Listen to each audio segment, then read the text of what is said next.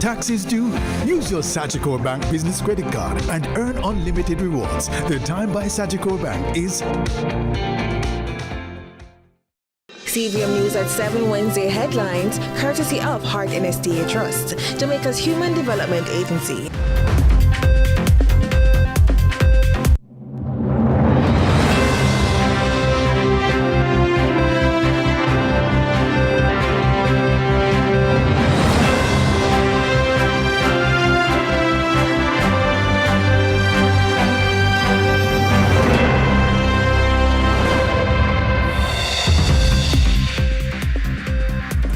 Tonight in CVM News at 7, expect major fuel increases. Government warns of possible COVID-style movement restrictions as war on Iran impacts fuel supply. Lawyered up, popular vlogger Jay Frey retains ISAT Buchanan as police probe carnival after-party shooting. And double the pressure. UE staff stage a second protest this week over compensation concerns. In the business report, the innovative energy group's rapid renewables expansion, while in sports, remarkable.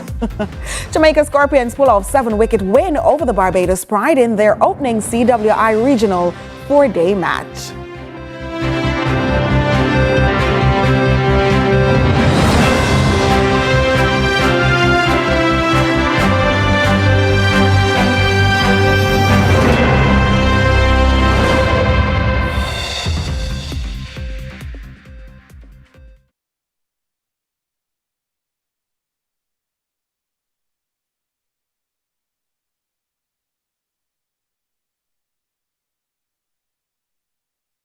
CVM News at 7 Wednesday headlines, courtesy of Heart NSDA Trust, Jamaica's Human Development Agency.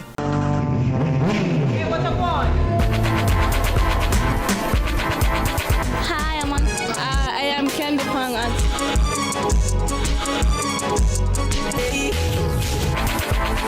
Watagwan. Watagwan. Datagwan pa. Watagwan. Watagwan. Mondays, Wednesdays, and Fridays at 8 a.m., 1:30 p.m., and 10 p.m. on CVM TV.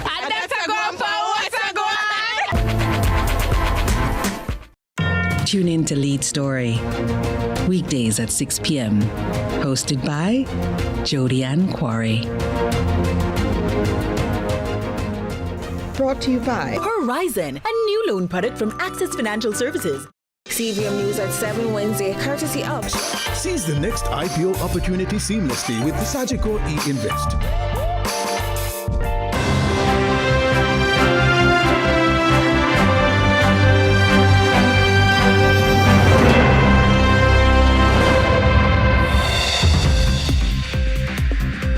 From Kingston, Jamaica, this is CVM News at 7. It's Wednesday, April 15, 2026. I'm Nika Lewis. Thank you so much for joining us.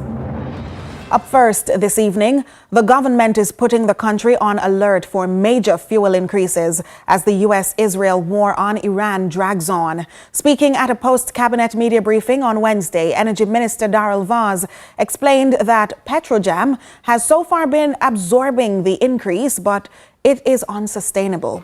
Carla Ramdeen reports.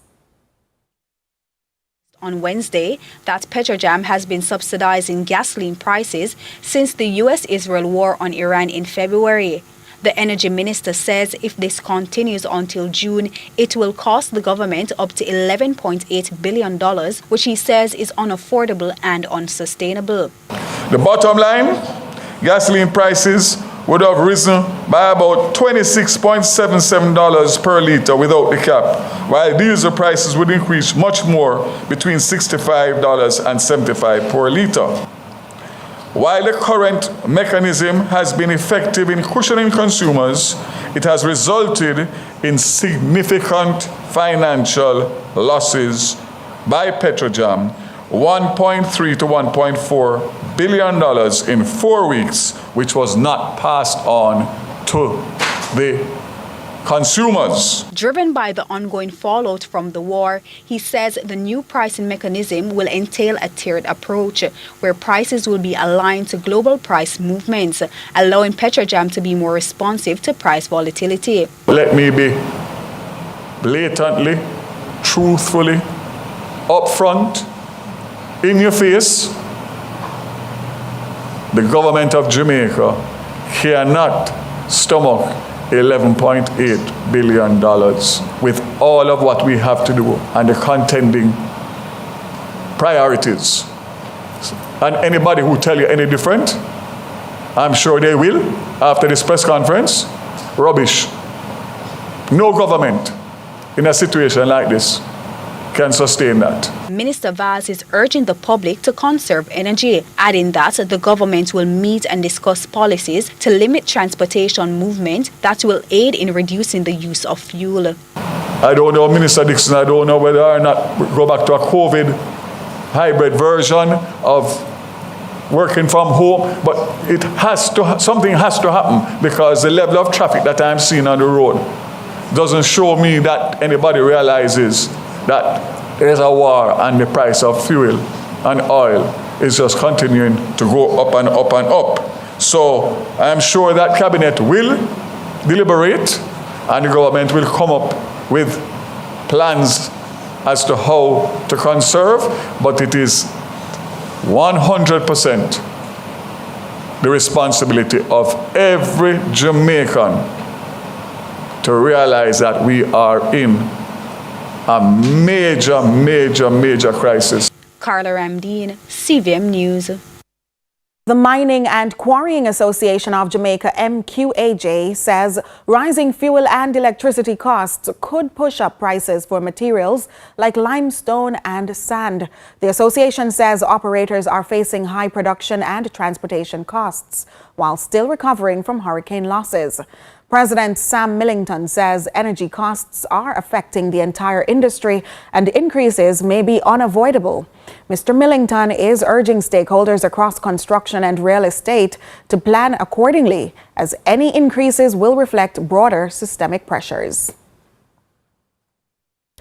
Now, following the announcement that United Oil and Gas found traces of oil off the coast of Jamaica, Energy Minister Daryl Vaz has announced the company could move to start drilling a test well in late 2027 to early 2028 if it raises the capital investments required, adding that the company is meeting with possible investors in the United States to discuss funding. The next step would be to drill one of possible 14 wells.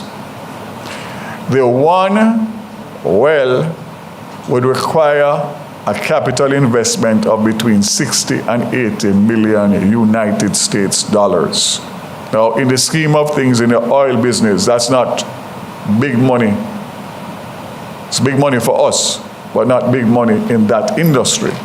So what's the next steps? The next steps would be United Oil and Gas to shop those results around to see if they can get any interest by these large companies who would then want to invest. So again, my commitment is to keep Jamaica advised every step of the way, and I can indicate based on my discussions that if they were to raise the capital to drill, that wouldn't happen until late 2027, going into 2028. So the government, once there is an agreement for an investor to partner with oil and gas, they would have to come back to the government of Jamaica to renegotiate a drilling component. A national health crisis. That's how medical experts are this evening describing a troubling trend in Jamaica's hospitals in relation to infant and maternal deaths. The concerns follow the recent death of a newborn at the Cornwall Regional Hospital earlier this month. The hospital staff is doubling down on its position that the medical team did everything within its power to save that baby. But even so, wider concerns remain about persistent gaps and shortcomings within this healthcare system. For every 1,000 births in Jamaica, between 13 and 16 babies die. The global benchmark for top-performing countries is as low as 2 to 4 per 1,000. Troubling numbers, but even more heartbreaking are the people behind them. For Shandale Ballantyne, the pain is still raw following the death of her newborn, Ramonte Rakai Ranger, at Cornwall Regional Hospital on Good Friday. Despite mounting criticism from the family who believe critical steps may have been missed by hospital staff, clinical coordinator for the Western Regional Health Authority, Dr. Delroy Frey, is again insisting all necessary protocols were followed. I sat with the expert who look after that patient to ensure that, from my perspective, I was satisfied with what was done in managing this patient. And based on what was shown to me and what, I saw in the notes, I was, happy that, all the things that were necessary for the delivery, a safe delivery of this patient was done. And that is why it saddens us to see that the outcome is like that. Infants aside, there's also been a worrying trend in maternal deaths locally. Jamaica records around 130 maternal deaths per 100,000 live births. The global target is fewer than 70. In 2021, maternal deaths spiked to 186. Jamaica hasn't returned to pre-pandemic levels. So based on the numbers, one would have to say, yes, it is a crisis. But the issue is relatively complex. So there's not going to be any easy fix. Professor Marvin Reed is president of the Medical Association of Jamaica. Part of the problem, he says, are systematic issues with the country's infrastructure. Other thing now is, and the delivery does occur for whatever reason, the issue is, do we have the resources or the adequate system set up to be able to care for the babies? So things like the number of incubators, the things like feeding the babies during that early stage, all the other necessary infrastructure. Do you have the NICU set up so that there's no infection or minimal infections? Then, the human resource challenge. Jamaica has just 0.8 nurses and midwives per 1,000 people. In countries like the United States, that figure is over 17 per 1,000. Dr. Giselle Rowe is a consultant obstetrician and gynecologist. We are seeing a great loss in our number of midwives. I mean, that's probably where we're seeing most of the loss. So even if we have adequate staffing on a shift, it may not be a midwife. You may have a nurse that's filling in. So the level of expertise and training may not be as we would want it to be, and that's because we are losing our specialist trained nurses. The health experts were speaking Tuesday on CVM's Lead Story Prime. Amoy Harriet for CVM News. Pressure is mounting at the University of the West Indies as workers say days after publicly voicing their concerns, they're yet to receive any formal communication on delayed compensation adjustments. The university administration maintains it's communicating with union representatives. Javoni Hamilton has been tracking that story. No money, no exam!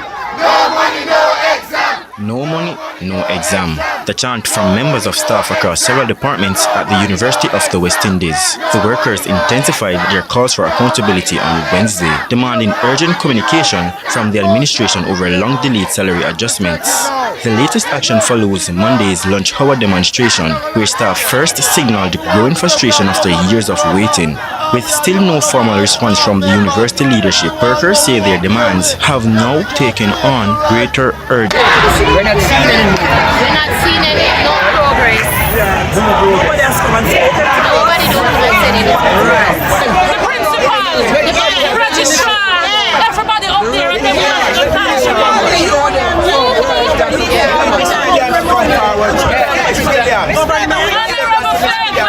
This is the main thing. This is the main thing, right? Salary increase and back payment. Yeah, compensation. It is questionable right now.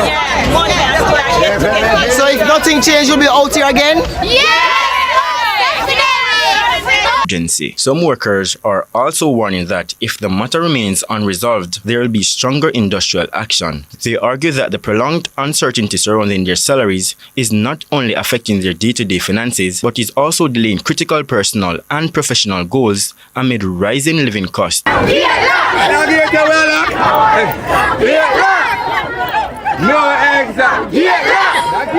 University is not paying us enough, so some of us children like mine has to stop going to university. And I'm a staff, and my child cannot go. Yes, we need more money. We need more money. And as you can see, food prices are going up. Everything is going up. Our salary not going up. Why? We can't even qualify for house because our money is small. Right? However, campus registrar Dr. Donovan Stanberry says his position has not changed since Monday and that the university remains in talks with the unions and the Ministry of Finance. As you know, we have been engaged in a comprehensive salary review exercise. The university management and the unions, alongside the Ministry of Finance and the Public Service, have been tripartite partners in this exercise from the very beginning. The unions were at the table when we formulated the terms of reference. I wrote WIGAT in this February, the end of mid-February, to advise them that the ministry at the time advised us we would have gotten back their recommendation in 2 weeks. Of course, it took longer than that. It's a very detailed report. It's very technical. So the ministry has been engaging us in terms of clarifications and so on. I am Giovanni Hamilton for CVM News. More to come after the break.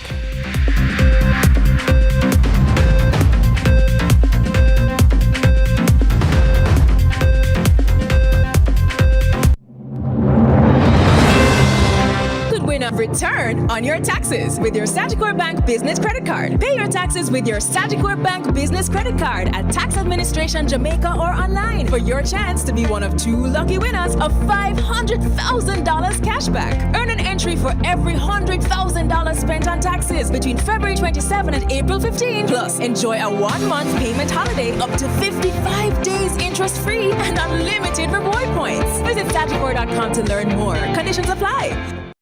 Employers, once a month, you have the power to shape Jamaica's future. By paying your hard 3% contribution, you're not just contributing, you're investing in people, in skills, in our economy. Your hard contribution trains working-age Jamaicans, aligns programs with workforce needs, and secures our future. That's not just contribution, it's transformation. Contribute to heart and to your future.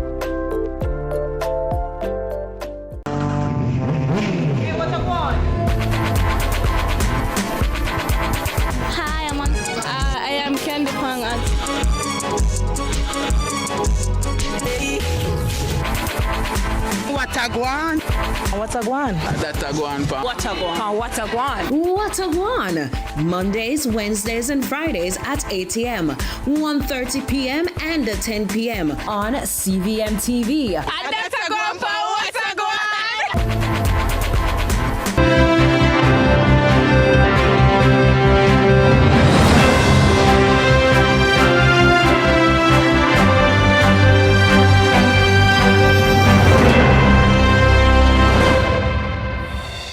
Thanks so much for staying with us. Still in the local news. There are several waterways in the Seaview Gardens community leading out to sea with extra luggage.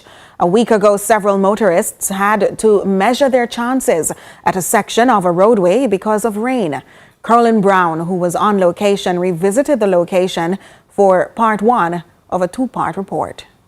2 different reactions to the potential hazard of a volume of water flowing across this roadway at Chesterfield Drive in Seaview Gardens.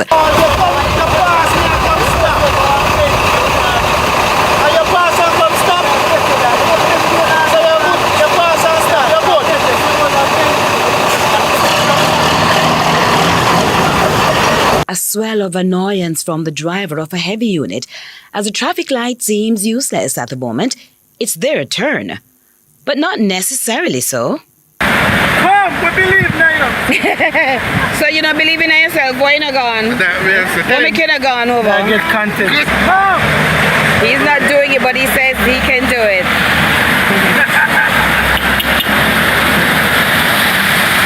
Well, a smaller car did go through just now, so he's going through. So it's one of those regular days today. Unlike the day we're here when it rained, it's free flow, but as you can see, the motorists are actually contending with huge potholes in the roadway. Motorists are basically going around them.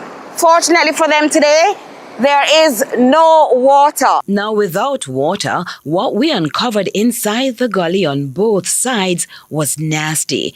So this is where all the water flows to. You can see those two culverts, yeah?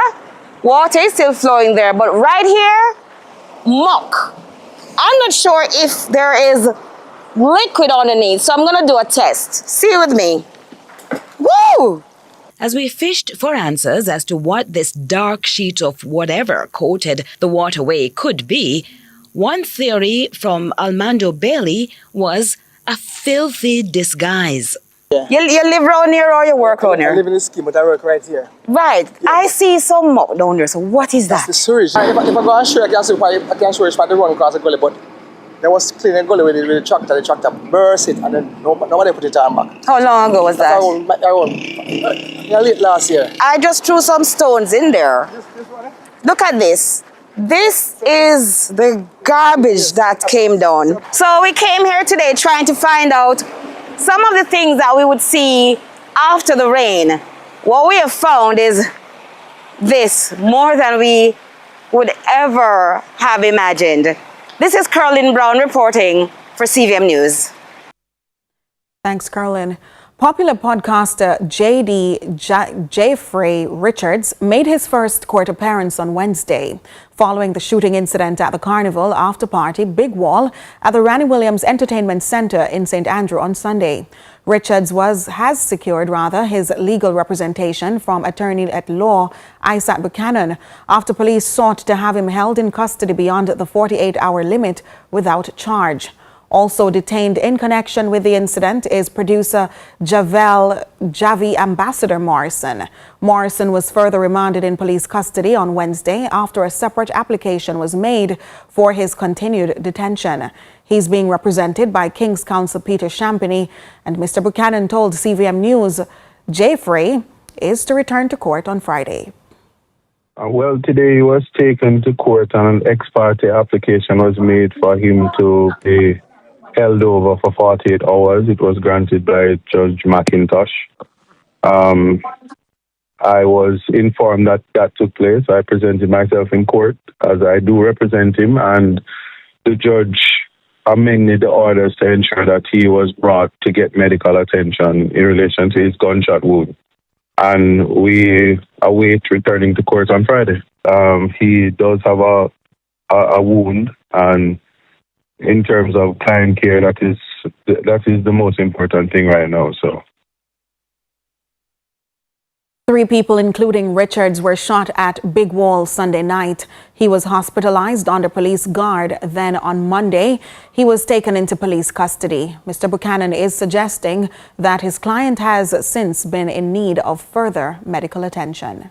And you mentioned that you requested for him to be allowed to go to seek medical attention. Is it that the police haven't allowed him to seek medical attention since he was initially brought to hospital? Well, you see, that's it. When dealing with government, you will have a lot of red tape. And so those who are responsible at the lockup don't necessarily be the persons responsible for the investigation. So communication can be misinterpreted, and as a result, things get fall by the way. But for all persons in custody, the human rights or the human dignity aspect is important. He was speaking with CVM's Giovanni Dennis.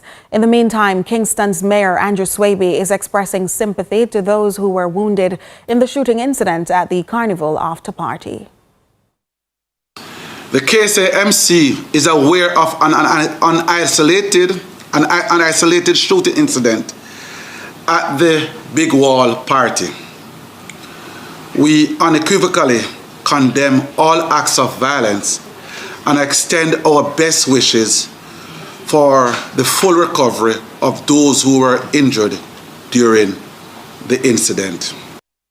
Meanwhile, Mr. Buchanan is urging the public to allow the justice system to run its course, cautioning against trying the matter in the court of public opinion. There has been a culture in Jamaica that cases are tried in the media, but it is evidence on the court, and sometimes the media can just allow persons to get due process as well as respect the Constitution, and I'll leave it at that. All right. Are you concerned with some of what has been in the public domain and this reported on the media so far? Does it result in concern? No, the media. See, like I said, respect for the Constitution includes freedom of expression, the ability to disseminate information. Is just my only caution is to do so responsibly. Here now is Michael Paul with social media.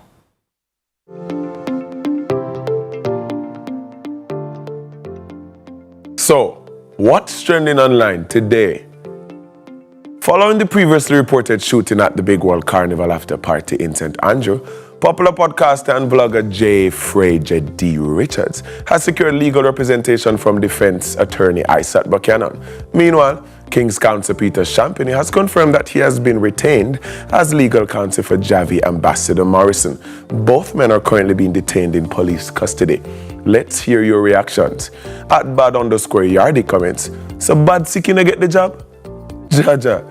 At hey_Vianca comments, the battle of whose money is bigger. Sad though when it really made it.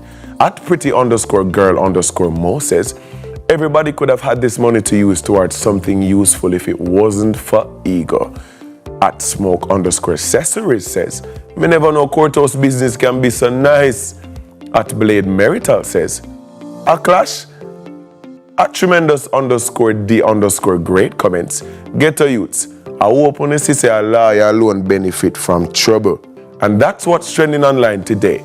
Continue to share your thoughts with us on X at CVM TV and CVM_television on Instagram and Facebook. I'm Michael Paul.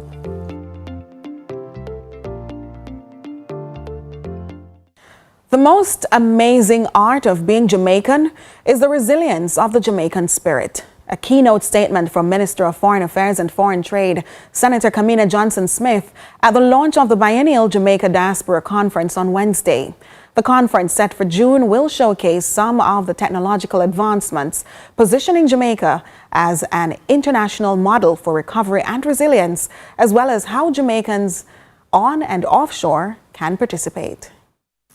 With an estimated bill of $12.2 billion for damage and losses from Hurricane Melissa, Minister of Foreign Affairs and Foreign Trade, Senator Kamina Johnson-Smith, says a lesser country would have been broken. As she thanked members of the diaspora for their contributions to the nation's recovery, the minister highlighted the importance of multidimensional international partnerships.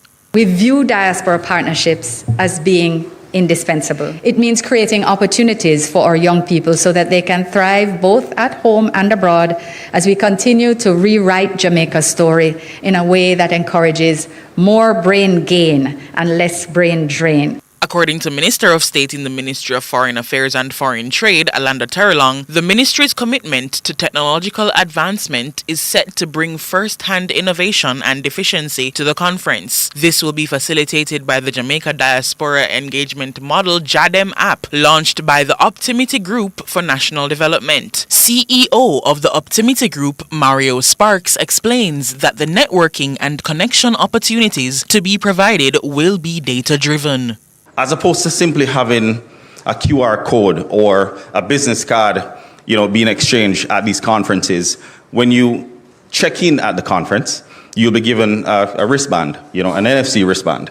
Now, when you sign up online, the information that you would have entered, whether it is your number, your LinkedIn profile, your Instagram profile, you have the ability to turn on and off sharing.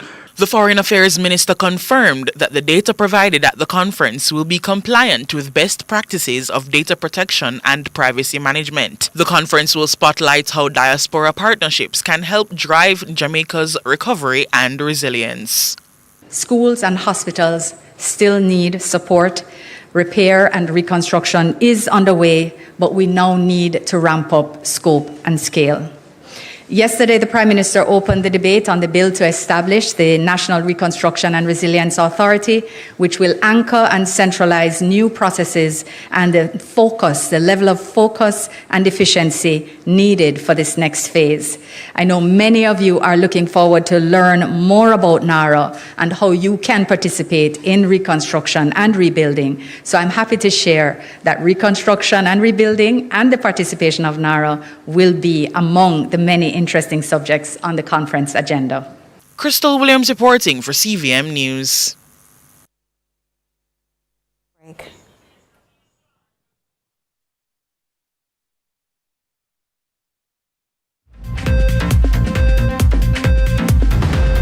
New KFC Saucy Wings. Available in sweet red chili and citrus chipotle barbecue. KFC, it's finger licking good. The time by KFC is 7:30.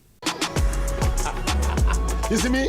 Me love my food and my ketchup run the flavor in so many ways. Miss Power, I want to turn up your food, sir. My secret ingredients, just tomato ketchup, run the flavor. Richer, thicker, and more of more than ever. Give me all the ketchup.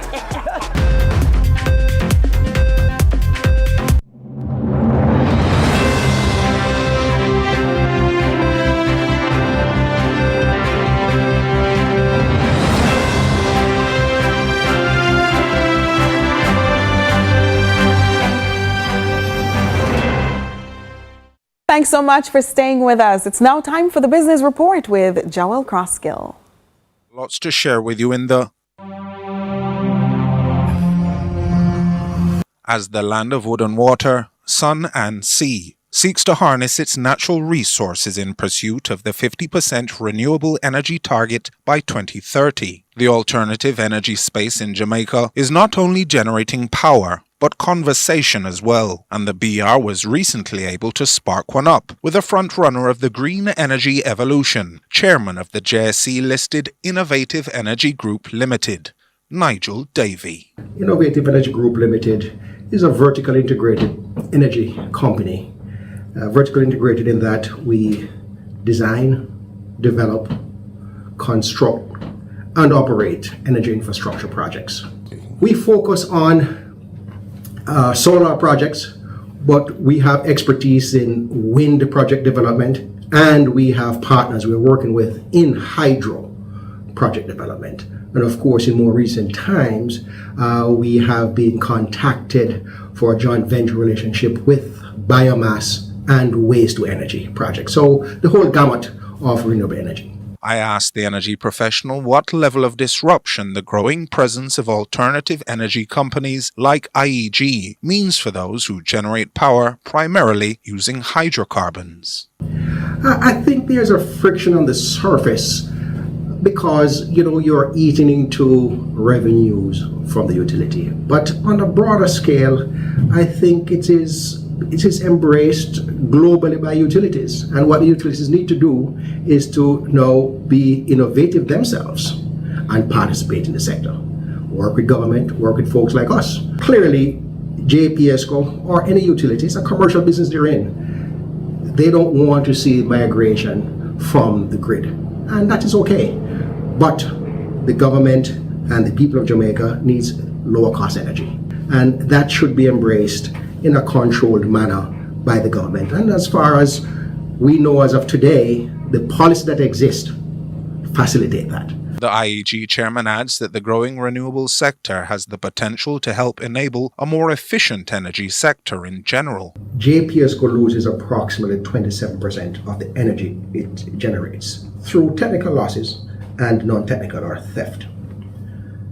The cost of fuel related to that theft just the cost of fuel alone, exceeds $160 million per year.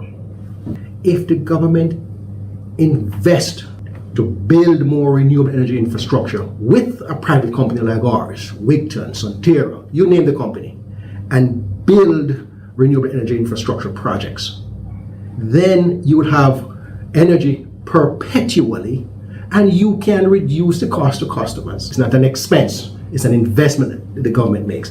Those are some of the things that government ought to think through. Because if we deploy approximately 250 megawatts of renewable energy, you will reduce that 160 million by approximately 80% in savings of imported fuel. From there, the possibilities expand dramatically. Once you drive down the cost of energy, you will see your GDP just explode because you're going to have more manufacturing, because one of the biggest costs of any manufacturing process is energy. And if you can drive that price down, voila, you open up your country, your economy to more creativeness and innovation. A key point is data centers. If you can drive your cost of energy down and use more green energy, then you'll attract data centers. Chairman Davies spoke to how the passage of Hurricane Melissa has influenced the appetite for renewable energy generation among its clients. We had projected then, based upon the extent of the damage and the setback, we thought 12 to 18 months. Since that time, we start to see, people are moving projects forward. So this is public information. Now, since March of this year, we have secured close to 600 million Jamaican dollars of new projects that we never had before. And we have backlog of approximately 500 million to execute in the next 12 months. And we continue to get calls that, boy, the hurricane has woken us up, so we want to deploy solar and batteries. I would say, based on what we have working on, close to closing an additional $1 billion of projects over the next 12 to 18 months. He suggests that letting the momentum wane would be detrimental to Jamaica's development ambitions. If we don't take advantage of our own natural resources, sun, wind, and our rivers, then we are going to be at the whim of what we see happening in the Middle East. It's incumbent upon us to leverage our natural resources. The time has come for us to go further. And I assure you, my conversation with Mr. Davey will do just that. In another Business Report, I'm Joel Crosskill.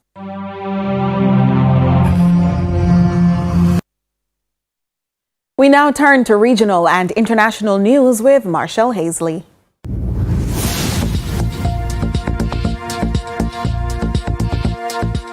We begin with news from the region.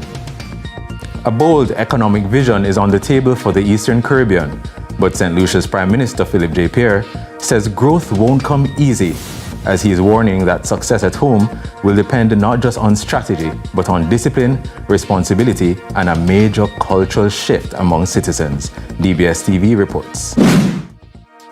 The Eastern Caribbean Central Bank has been making strides towards economic growth in the region. To foster this goal, the bank created a new 5-year strategic plan in which the bank's Big Push initiative is central. The Big Push is a call for a decade of transformative actions that will double the GDP of the economies of the Eastern Caribbean Currency Union and elevate the quality of life of the people in the ECCU member states. Prime Minister Philip J. Pierre on Monday said the Big Push idea is noble, but several things must first come into place for this to happen in St. Lucia. In international news, Wednesday marks the 3rd anniversary of Sudan's war between the army and the RSF. The conflict has killed thousands of people, destroyed cities, and created what the UN has called the world's largest humanitarian crisis. More from Al Jazeera. This is where some of the fiercest battles took place before the army regained control of Khartoum last year. And although the sound